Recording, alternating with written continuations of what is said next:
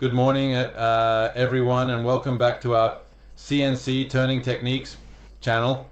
Today we continue our tutorial, and once again we're talking about powered tools. As you can see from the image behind me, today we'll be focusing on keyway slots.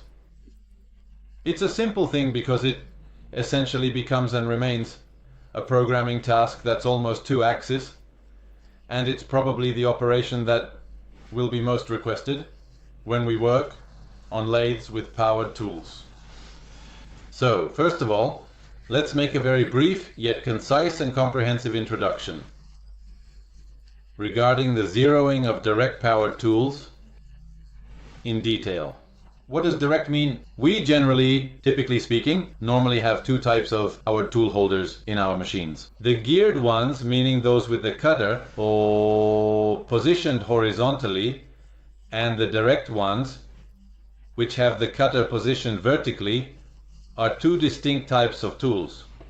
They're called direct because they take motion directly from the turret's drive shaft, while geared ones need a bevel gear to transfer the motion and rotation at a 90-degree angle, which is a significant difference. So obviously when we talk about keyway slots, we'll have a powered tool that mounts a cutter in this condition to secure the cutters effectively and efficiently. Our powered tools use ER type collets, and there are R25, R32 and R40 collets available for different applications. Essentially, R32 means a collet with an external diameter of 32 millimeters, and R40 means a collet with an external diameter of 40 millimeters. The type of turret on the tool holder determines the choice of collet, which is crucial for proper tool function. When we talk about Japanese machines, for example, the BMT turret type, like the BMT75, can mount the R40 collet and can also mount the R32 collet, providing versatility. Obviously, when we have a BMT75 turret, I don't know if you're familiar with the connection of but it's important to understand its capabilities. The turret has information that might not be relevant for programming, but it's good to know. The attachment of the turret, poorly sketched in my drawing, looks something like this. Here are the 4 fixing screws. I trust that you've opened your eyes a bit. Basically, my turret is made like this. I'm looking in this direction, where I place my tool holder, and I see this. When we talk about BMT75, it means that this hole has a diameter of 75 meters. Then there's the BMT65, which has this hole with a diameter of 65 meters, and so on. Normally, on larger turrets, we can mount tool holders with R40 collets, and smaller. We can't do the opposite, meaning if we have a machine with a BMT turret, I can't remember where it starts, BMT45. That uses an ER25 collet, mounting a 32 or 40 is difficult. But if you find the tool holder that allows it, you can do it. It's obvious that we would be working beyond the machine's capabilities. It is obvious that we will be working above the machine's capabilities. This has nothing to do with programming. I don't like to explain something more with programming. Instead, it relates to how you zero the mills. Normally, when we talk about direct tools, the mills are zeroed once and only once when you buy the machine, and then there are small adjustments. Why is that? Because the rotation axis of our mill doesn't change. It's always the same. So the 0 point of our mill will be exactly in the center of our rotation axis. How do we determine it? If we're lucky, we have our zeroing arm, the one shaped like a cross. We take our mill and touch this point, and if our mill has a diameter of 10 millimeters, we zero it by telling it Z5. We measure it, whether it's a fan or whatever. We'll say Z5 because our center will be shifted by 5 millimeters from the contact point. Automatically in our tool table, a value will be written that You zero it by telling it 5. We'll say Z5 because our center will be shifted by 5 mm from the contact point. Automatically in our tool table a value will be written that could be, for example, 112.0.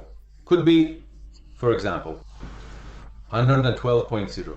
Every time we mount a candle cutter, we can directly write this value 112.032 in the tool table. The X value, however, needs to be done each time depending on the extension of our cutter. You can zero out in Z as many times as you want, but it's a waste of time. Zero stays at the cutter's axis center. Program with this in mind. If you then mount a 3 diameter cutter, the zero will always be in the center of the cutter's rotation axis. Program with cutter center. Keyway on shaft 6 mm cutter. Ignore tolerances, chamfers. Activate C axis M35. Cutter TLO505. Position coolant on. Move Z10. 2 mm from 30 mm shaft.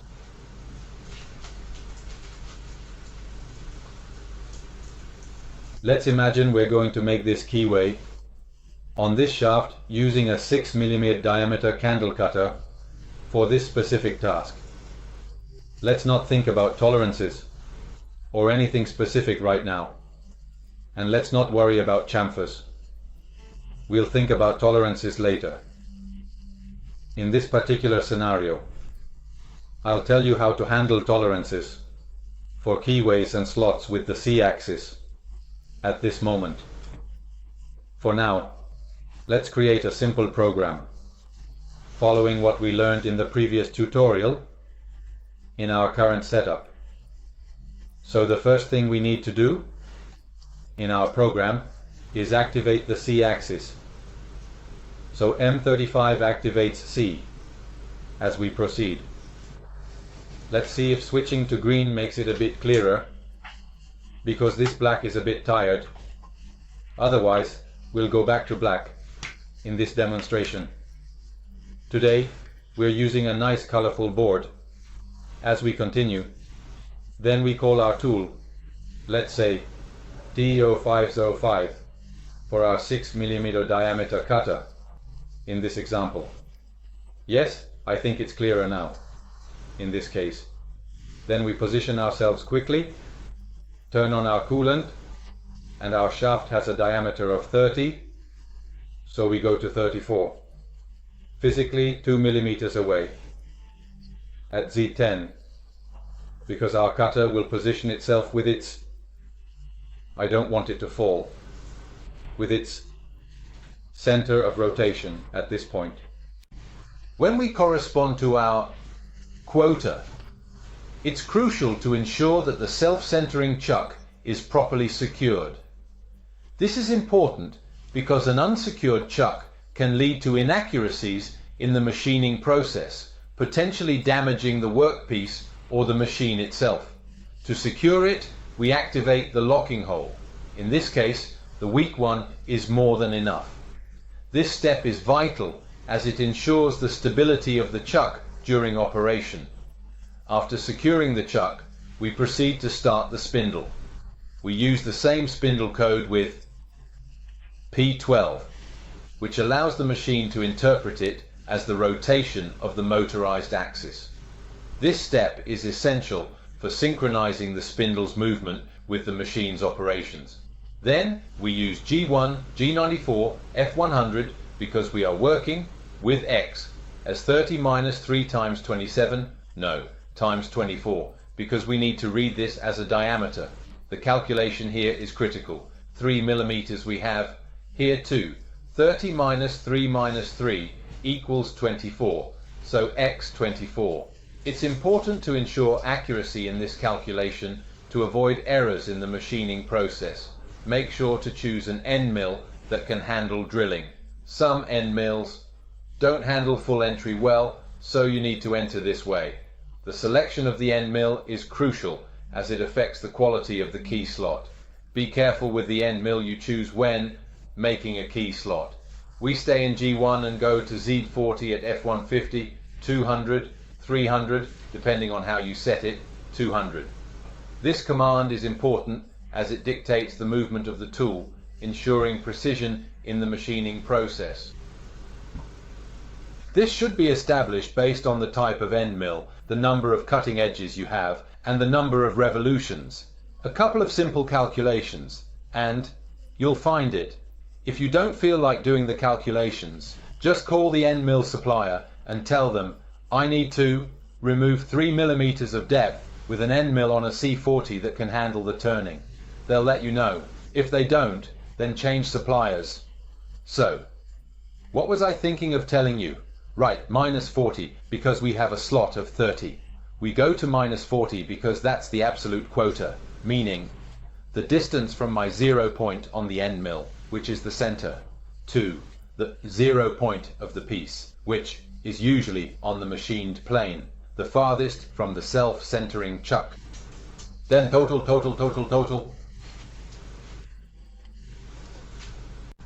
X32. Let's not do it in G0. Let's stay in G1. Maybe let's put a F400 on it. And we exit our part. At this point, we can set our G0 to X300, Z300, and stop the spindle. The spindle will stop like this, but probably all the other CNCs need to know what M5 refers to in this case. So P12. And we reposition our machine around. You see, we did this milling. We got close to our milling cutter. We approach our cutter slowly. We move forward in the work. We lift slowly. And we come out quickly. We made a beautiful keyway. This program works great when we have a standard keyway. So a keyway that doesn't have particular tolerances. Sorry, let me check something. Yes, everything's okay. When we have a keyway where the tolerance is plus or minus 0.03, things change, especially if they tell us to break edges. This means that if it's like this, the operator who will mount our shaft in any machine could cut their fingers. So often they want us to create small chamfers. In these conditions, ideally, we would have a machine with a y-axis. But we're unlucky. We don't have it. And we have to manage both the tolerances and the chamfers well. We always rely on this program, which we will repeat 3 times with some small corrections. Why 3 times? Because to make a keyway like this, with chamfers and tolerances, we will need 3 end mills. Never think you can maintain tight tolerances with an end mill that starts at full depth. You'll maintain it for 1 piece, 2 pieces, 3 pieces, and because to make a keyway like this with chamfers and tolerances, we will need 3 end mills. Never think you can maintain tight tolerances with an end mill that starts at full depth. You'll manage. To maintain it for 1 piece, 2 pieces, 3 pieces, and use a 5.5 end mill as before. Create chamfers with a 10, 4 or 8 diameter end mill, or 10 with 3x45 chamfers. Start with a 5.5 end mill. Create chamfers using a 10, 4 or 8 diameter end mill, or a 10 with 3x45 chamfers. Pass the end mill over the key at a depth of 26 or 27, based on chamfer size. Finish with a 6 or 5.99 diameter end mill. Ensure a reliable supplier. If tight, lock the end mill in R40 or R32 collet to run eccentrically. Use a weld and shank for finishing. Check online for weld and shank details. Modify the previous program if tight tolerance is hard. Focus on programming. Diameter 4 or diameter 8 or diameter 10, with chamfers 345, and you'll use your end mill to pass over your key at this depth in the same direction. So the program is similar, it only changes the depth you'll be working at, which will no longer be 24 but will be 26 or 27, depending on the size of the chamfer you want. Then you'll need to do a finishing pass with a calibrated end mill of diameter 6, or better yet, 6 minus 0.01. You'll need to have a good supplier who provides you with the correct material. It's not easy.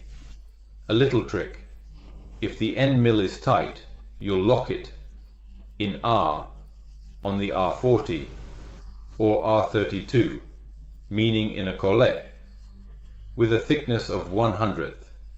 This will allow the end mill to run eccentrically by 2/100ths and expand better. For finishing, use the Weldon type shank. The Weldon shank is a pinned connection where there isn't a collet that closes but a screw that tightens it in a ground diameter. So go check online what a Weldon shank is.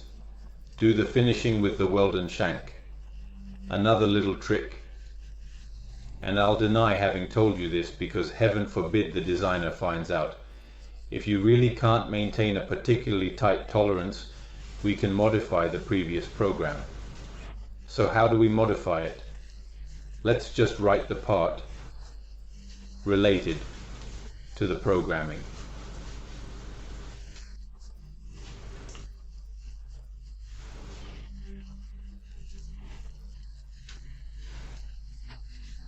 June G T4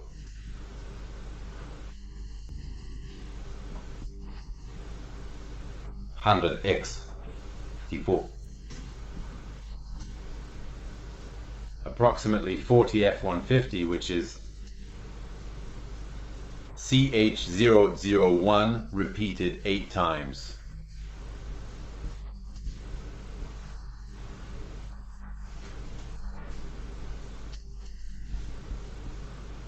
F200, not C, sorry. H and that's it, not C. I told him something silly. What is this nonsense? This causes our end mill to move forward. The C axis shifts by 1/100th of a degree, and it could be 10/100ths. Calculate it. It goes back and passes one of the two sides. This skill is necessary to keep tolerances slightly in line, which means that if I cut the keyway too much, we won't have parallel sides, because the C-axis goes back.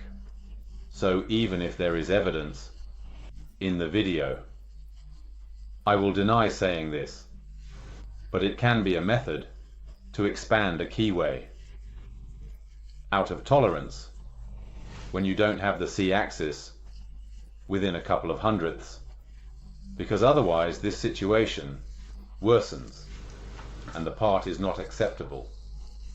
So if you have tolerances of about 3/100ths, you can handle it.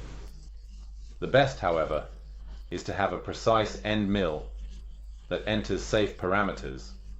Redo the previously roughened keyway, side with a 5 to 5 or 5 to 8 or 5 to 9 end mill, depending on what you find on the market, and have the correct tolerance on the finished part. Thank you for being with me. If you liked the video, please give it a like and subscribe to my channel. Thanks a lot, and see you next time.